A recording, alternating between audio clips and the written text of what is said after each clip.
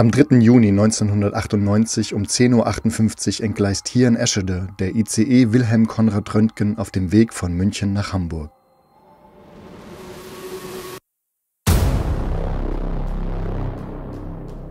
...101 Menschen sterben. 105 Passagiere werden verletzt.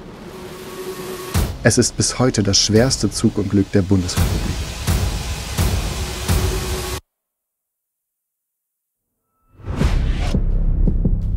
Das Unglück brennt sich nicht nur in die Leben der Betroffenen ein, sondern auch in die Geschichte des Ortes.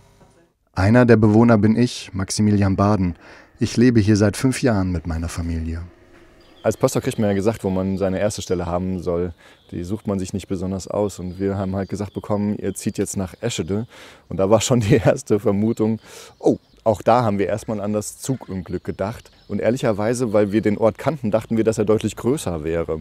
Hier wohnen 6.000 Einwohner etwa mit allen Dörfern drumherum. Es liegt mitten in der Südheide, etwas nördlich von Celle. Aber wir sind schon mit so einem etwas mulmigen Gefühl angekommen. Wie sind wohl die Leute, die damals so ein großes Unglück miterlebt haben? Was bringen die noch mit? Was wird uns wohl in Seelsorgegesprächen erwarten und all sowas? Ich mache mich heute auf den Weg und will herausfinden, wie sehr das Unglück den Ort Eschede auch heute noch prägt.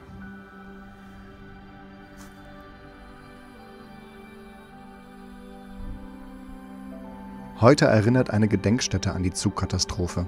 Jeder Kirschbaum ist einem Verstorbenen gewidmet. Einer der Überlebenden ist Udo Bauch. Der damals 30-Jährige war auf dem Weg von Fulda nach Hamburg zu einer Tagung. Also von diesen schlimmen Fahrgeräuschen, wie die Leute berichtet haben, kann ich persönlich nichts mehr berichten, weil ich vermutlich abgelenkt war durch meine Arbeit mit dem Laptop. Und ich habe erst dann diesen Knall gehört, wo es dann soweit war, wo der Zug dann entgleist ist. Dann wusste ich, jetzt ist was ganz, ganz Schlimmes passiert. Das war natürlich ein schrecklicher Knall. Das war ein Knall, wo ich noch nie gehört habe.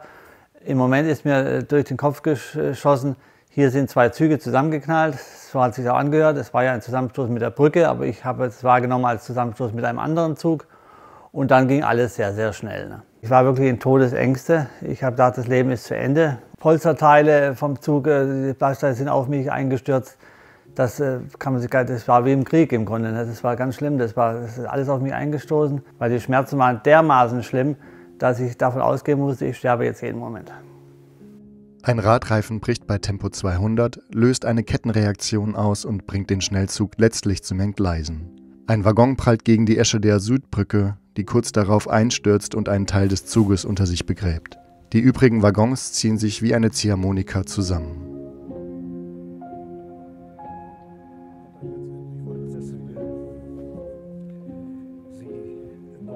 Wo warst du, als der ICE verunglückt ist? Wir saßen im Rathaus, hatten eine Besprechung über ein großes Kulturprojekt und wir nahmen ein Geräusch wahr, das uns allen vorher überhaupt nicht erinnerlich war.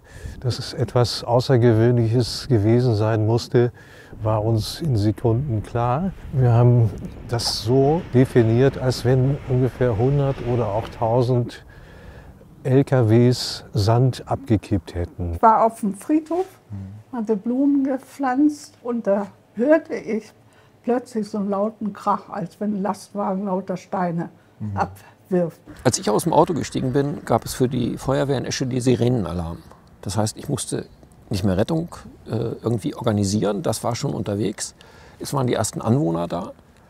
Und ich habe mich sicherlich so die ersten Momente, da kann ich mich noch erinnern, ich habe hier den Leuten, die auf der Straße waren, gesagt, hier, sind das eure Autos, fahrt die hier weg, hier in dieser Stichstraße. Denn hier geht gleich richtig was ab. Ich bin so gegen 10:45 Uhr selber noch an dieser Brücke gewesen, bin über diese Brücke drüber weggefahren. So, und in dem Moment halt, wo die Sirene ging, habe ich mir schon gedacht, oh, jetzt musst du mal halt den Pieper zur Hand nehmen und mal hören, was die sagen. Und dann hat dieser Disponent in Celle aus der Leitstelle gesagt, ja, ist ein Zug entgleist. So, dadurch, dass ich jetzt kurz vorher da drüber gefahren bin, über diese Brücke, gesagt, naja gut, vielleicht ist da beim Rangieren ein Waggon rausgesprungen oder sowas. Kann ja alles passieren. Und diese Momente, den kann man irgendwie gar nicht beschreiben. Erstmal angehalten, mein Funkgerät genommen und dann zur Brücke, so weit wie es ging, hochgegangen. Und da habe ich erstmal nur geguckt. Ich dachte, boah, dann stehen sie wirklich da und gucken, boah, was passiert hier gerade? Und eigentlich ist dann alles über uns hereingebrochen. Du weißt wahrscheinlich, kannst es nachempfinden, dass der allererste Gedanke dahin geht, wo sind meine Kinder und wo ist mein Mann? Und dann kannst du auch in Ruhe eine andere Aufgabe übernehmen. Du kannst dich von dieser Angst befreien und deine Kraft einsetzen. Und wie bereitet man sich dann innerlich in dem Moment vor, wenn man schon mal so eine Autofahrzeit hat? Welche Gedanken sind da in diesem Moment da? Ich habe schon mal im Radio drauf gewartet, irgendeine Eilmeldung oder Ähnliches mitzubekommen. Aber das, was dann letztendlich dort zu sehen war, das hat, glaube ich, alle Vorstellungskräfte übertroffen. Anfassen und helfen war das Gebot der Stunde. Und plötzlich stand da ein Zug mitten in dieser vertrauten Umgebung. Ja, ja. Dieses Chaos, dieser Mix von Material, von Menschen, von zerstörter Brücke, zerstörtem Zug, Gepäck. Ich bin bei der Bundeswehr als Sanitäter ausgebildet worden. Und ich habe nicht eine Sekunde, als ich aus dem Auto gestiegen bin, daran gedacht, den Verbandskasten mitzunehmen. Denn das, was ich da vor mir auftürmte, das sah so aus, dass ich da mit einem Verbandskasten, mit einem Pflaster, mit einer Binde irgendwie einfach nicht hätte weiterhelfen können. Es war eine Totenstille. Man hat die Waggons gesehen, die ineinander geschoben waren, aber kein Laut. Also ich erinnere mich tatsächlich an diese Stille im Ort und die Geräusche vom Bahnhof. Wir wohnen ja am anderen Ende des Ortes, aber es war zu hören, was dort in der Nacht, besonders in der Nacht auch passiert.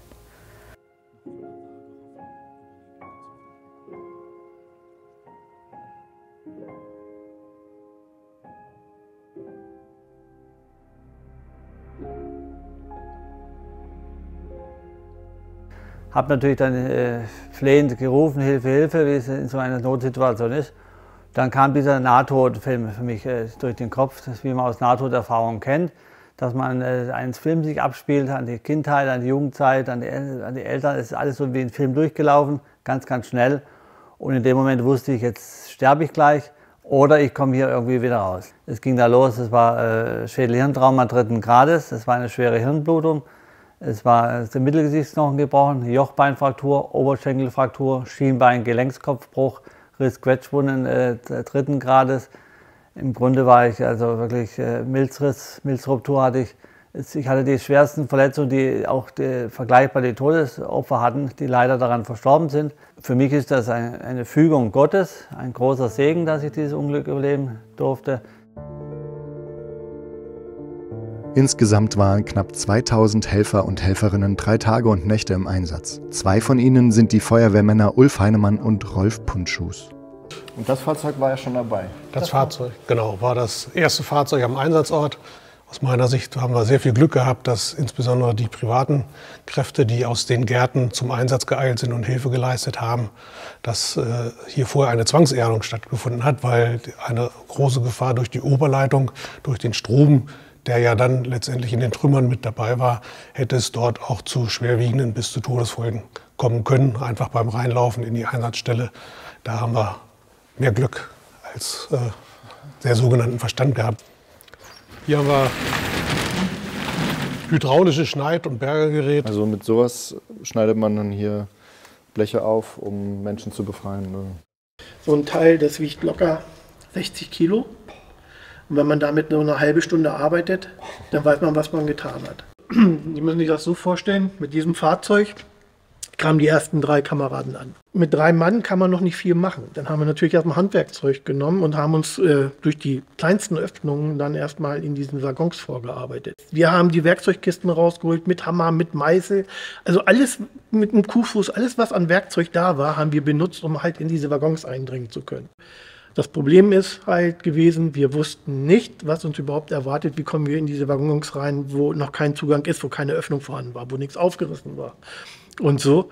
Und wir haben mit einem Vorschlaghammer, mit einem großen Vorschlaghammer haben wir auf diesen Scheiben rumgedroschen, sage ich mal, und die sind nicht zersprungen. Also wir kamen nicht rein. Also das war eine Wahnsinnsarbeit, die wir da gemacht haben, um überhaupt in die Waggons vorzudringen. Ne, und bis das ganze große technische Gerät dann da war, Kran, Bagger, das hat natürlich alle Stunden gedauert. Joachim Gries wollte seinen freien Tag im Garten verbringen. Als der Zeitungsredakteur den Knall hört, fährt er zur Unfallstelle und war vor Ort einer der ersten Helfer. Und das ist dann so in den nächsten Minuten eben auch mein Job gewesen, dass wir zugesehen haben, die ersten Leute von der zusammengestürzten Brücke zu bergen. Ich erinnere mich, dass wir so ein Stück weiter gehen mussten. Da war so ein aufgerissener Waggon. Da saß ein Mann drin, der war ja eingeklemmt. Der vordere Sitz war so ganz eng auf ihn gedrückt worden. Der war eben auch ansprechbar. Dem haben wir die Krawatte abgenommen, damit er besser atmen konnte. Es hat alles geholfen. Also man konnte da nichts falsch machen. Das war alles in Ordnung.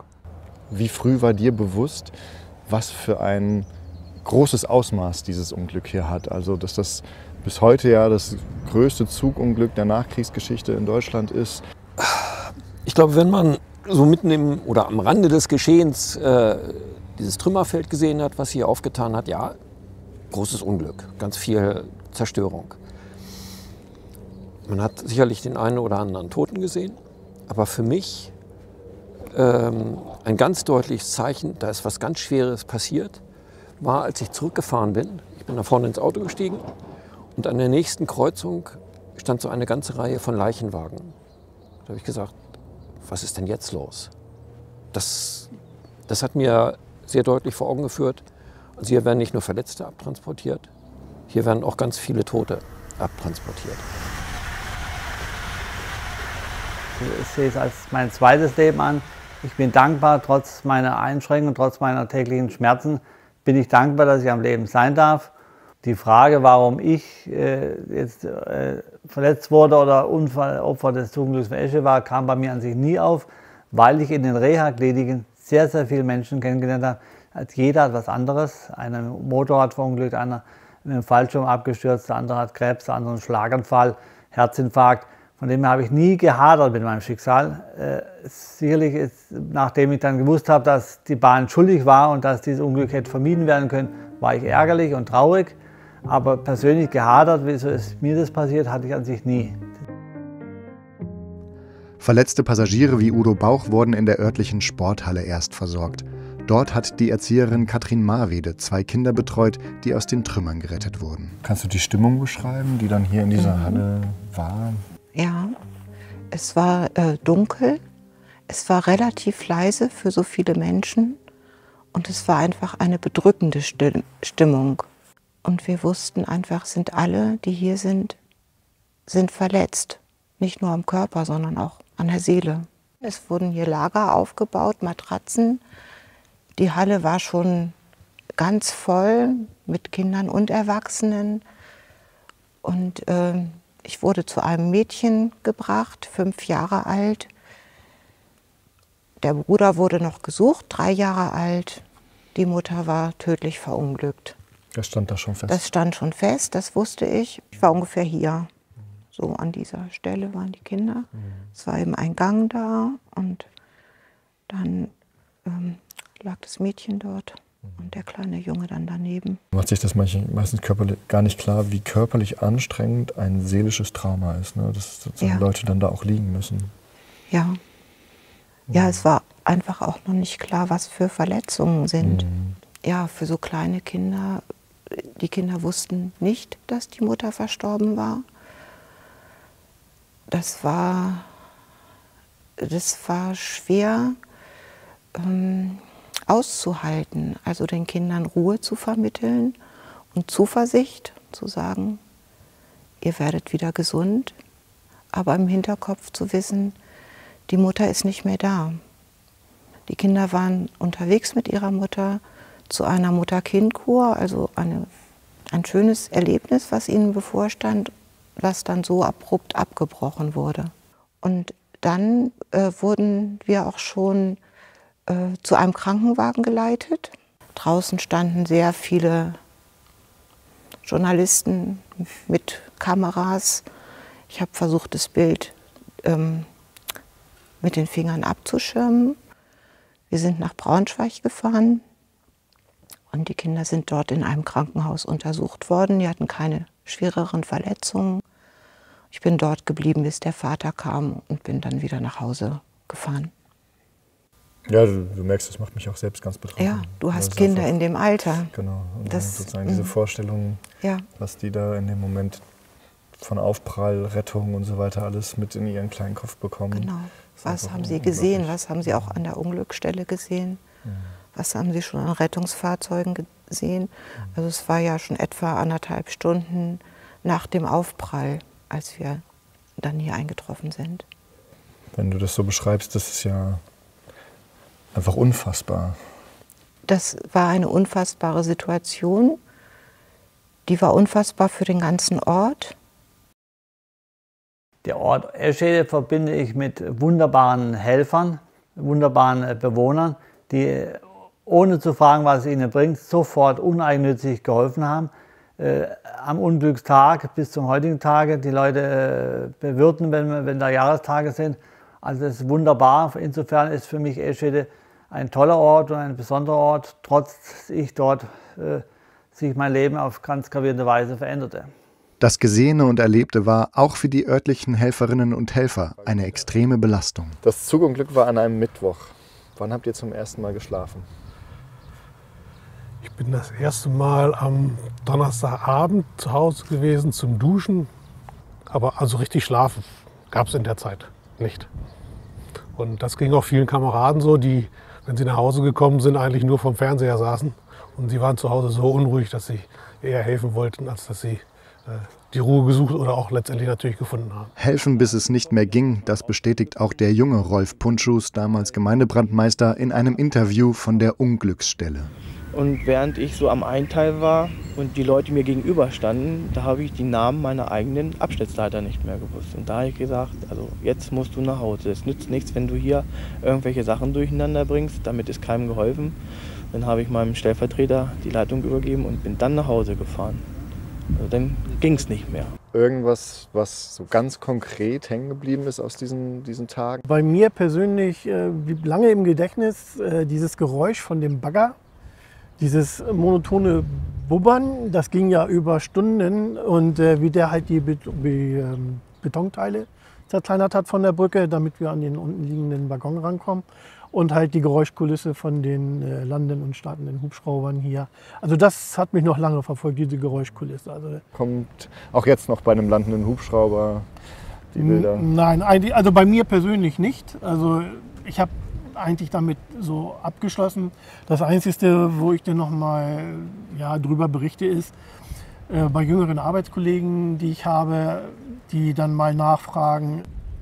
Wir haben unsere Pflicht getan, wir haben das abgearbeitet und toi toi toi ist nichts zurückgeblieben. Also da bin ich sehr froh drüber. Und ich muss auch dazu sagen, ich habe auch eine sehr verständnisvolle Frau, mit der konnte ich über alles reden. Was hilft dann da? Einfach drüber reden? Reden über das, was der eine oder andere gesehen und erlebt hat, wo man wirklich auch direkt nachfragt, wie geht's dir? All die Dinge wurden da auch schon an der oder auf der Leitplanke sitzend letztendlich dort schon gesprochen. So, weil jeder hat das ja anders erlebt und jeder hat das halt anders für sich aufgenommen. Und da spricht man oder haben wir viel drüber gesprochen.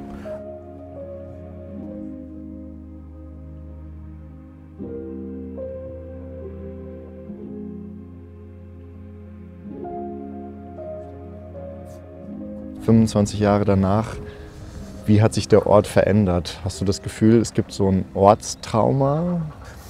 Ja, ich glaube schon, dass das für Eschede ein Einschnitt war. Eschede ist damals so auf dem Weg zum sanften Tourismus gewesen. Und das ist dann von außen durchbrochen worden. Eschede ist eben der Ort des Zugunglücks. Gleichwohl, das kann man da ja auch nachlesen, wurde von Eschede auch diese Botschaft ausgesandt. Hier, da haben die Leute ruckzuck geholfen. Das nehme ich auch so wahr, dass immer zwischen diesen zwei Seiten es hin und her geht. Zwischen auf der einen Seite, ich würde fast sagen, ein bisschen schamhaft, dass man irgendwie sich schämt, dass man dafür in der Öffentlichkeit so bekannt ist und auch gleichzeitig mit Wut darauf guckt, dass man dafür bekannt sein muss. Und dem Stolz darauf, was der Ort irgendwie auch geleistet hat. Was sicherlich ganz positiv ist, wenn man einem Unglück was Positives abgewinnen kann. Es hat sich danach die Hilfe für die Helfer gewaltig geändert. Also man hat eigentlich nach Eschede das erste Mal geguckt, was passiert eigentlich mit Menschen, die tagelang dieser außergewöhnlichen Situation ausgesetzt sind, die Tote zu bergen haben, die Leichenteile zusammenzutragen haben, die mit ganz, ganz vielen schrecklichen Bildern nach Hause gehen. Und was ich erstaunlich fand, das Unglück hat ja damals auch dazu geführt, dass ganz viele Orte gesagt haben, ey, die Helfer von Eschede, denen müssen wir irgendwas Gutes zukommen lassen. Und es gab aus Oberstdorf zum Beispiel die Einladung, hier Feuerwehr, Rettungskräfte, ihr kommt zu uns, ihr macht ein paar Tage Urlaub. Das war einfach toll und das hat mir gezeigt, dass man auch zu würdigen wusste, was die hier geleistet haben. Im Strafprozess wird das Unglück als nicht aufklärbar bewertet. Die Deutsche Bahn zahlt Schmerzensgelder, Udo Bauch erhält knapp 153.000 €. Heute, nach über 25 Jahren, lebe ich mit einer 100%igen Schwerbehinderung. Das kann man sich so vorstellen, dass ich einfach eine schwere Gehbehinderung habe, dass ich Ängste habe, dass ich Depressionen habe, dass ich halt Schmerzen am ganzen Körper habe. Also die Beeinträchtigungen sind sehr, sehr stark. Es gibt Tage, wo es ganz, ganz schlimm ist, Tage, wo etwas besser ist. Aber im Grunde leide ich unter täglichen Schmerzen. Und dann muss ich immer wieder in diesem Zusammenhang betonen, dass die Schmerzensgeldzahlungen der Deutschen Bahn viel, viel zu gering waren. Und habe von der Deutschen Bahn gerade mal täglich 17 € bekommen. 17 €. Es gibt es da noch Fragen. Dieses Unglück hätte nicht passieren dürfen. Das war grob fahrlässig in meinen Augen. Die Menschen können noch leben, die Menschen können noch gesund sein, wenn die Bahn ihrer Verpflichtung zu einer ordnungsgemäßen Wartung des Unglückszugs nachgekommen wäre. Doch nicht nur das Verhältnis zwischen der Bahn und den Opfern hinterlässt einen bitteren Beigeschmack. Ich fand es erschreckend, wie viele Journalisten und Reporter draußen schon standen. Die haben den Eingang belagert. Das ist unglaublich, ne? Das finde ich, das ist eins der ganz schrecklichen Bilder. Das Gefühl, aus dem, was hier passiert ist, wird jetzt gerade ein Geschäft gemacht. Also da hatte ich nicht das Gefühl, dass es um die sachliche Information ging, sondern darum, die ersten Bilder zu haben. Und ja, das... Hat sich das Gefühl irgendwann gelegt? Das Gefühl ist immer noch da. Also ich sehe diese Menschen dort noch stehen, den Eingang belagernd. Hat das dein Verhältnis zu Medien, Presse oder was nachhaltig verändert? Ja. Wenn du jetzt wieder hier in dieser Halle bist oder auch in den letzten 25 Jahren, was ist das hier für dich für ein Ort? Die Bilder sind immer präsent. Die Halle ist inzwischen umgebaut, der Fußboden ist anders, der war früher dunkler. Aber trotzdem sind die Bilder da und die sind jedes Mal da. Ich kann sie dann aber verdrängen oder abstellen, um mich auf die Situation einzulassen, in der ich jetzt hier bin. Also beim Sport des Kindergartens oder ganz neu beim Handballspiel meines Enkels. Gerüche, die Luft, das Licht, das bleibt. Hast du das Gefühl, du konntest etwas für dich auch mitnehmen aus dieser Zeit? Vertrauen in die Kraft, die man bekommt, wenn man sie benötigt, brauche ich nicht im Voraus, die brauche ich in der Situation. Und es ist schon ein Vertrauen entstanden dahin, dass, wenn eine Katastrophe, eine persönliche Katastrophe passiert, dass du dann auch die Kraft bekommst, die du benötigst.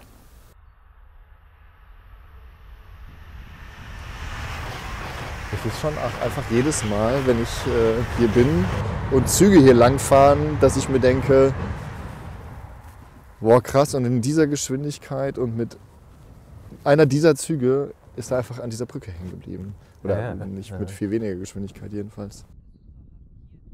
Das heißt, es gab von Anfang an so ein öffentliches Interesse, irgendwie mitzutrauern, Klar, und für uns Eschede war damals klar, wir können im Grunde genommen nicht zur Tagesordnung übergehen. Es muss im Grunde genommen etwas kommen, das diesen Punkt auch auf lange Sicht irgendwie bindet mit den Gefühlen von allen Seiten. Nimmst du wahr, dass diese Gedenkstätte angenommen wird? Wird die auch heute noch genutzt? Ja, wir haben ja erlebt, dass bereits in den Wochen nach dem Unglück Katastrophentourismus ansetzte, den wir damals lenken mussten. Wir haben sogar einen Aufseher eingestellt, um unschöne Szenen zu vermeiden mit frühstückenden Wohnmobilisten. Eine Spezies eben, die aus purer Sensationslust gafft. Ja, gucken. Ist interessant. Jawohl, das stimmt. Endlich mal was los. Ja, schade, ja, die Leute, wa? Kommt man ja nicht ran. Kommt man nicht ran? 100, 200 Meter und das Schloss. BGS ist da. Haben Sie versucht zu gucken? Wir kommen nicht ran. Wir haben mal vor Jahren gesagt, es sind im Jahr zwischen 50 und 100.000 Zufallsbesucher hier. Also ich denke, die Erwartungen an die Gedenkstätte sind übererfüllt.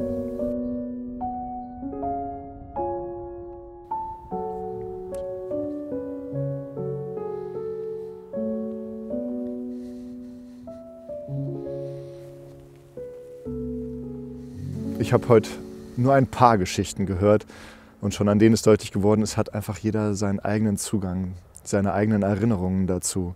Ich fand es erstaunlich, darüber zu hören, wie viel Hilfe hier geleistet wurde. Ich fand es ganz bedrückend zu sehen, die Bilder, die damals geschehen sind. Ich finde es, glaube ich, wichtig, sich weiter daran zu erinnern. Das hat dieser Tag mir heute nochmal deutlich gezeigt, um weiterzugeben, was daraus gelernt werden konnte. Um weiterzugeben, wie viel Hilfe auf einmal spontan zusammenkommen kann, wenn alle miteinander anfassen. Schreib vielleicht in die Kommentare, was dich zu dem Thema bewegt. 25 Jahre Zug und Glück von Eschede.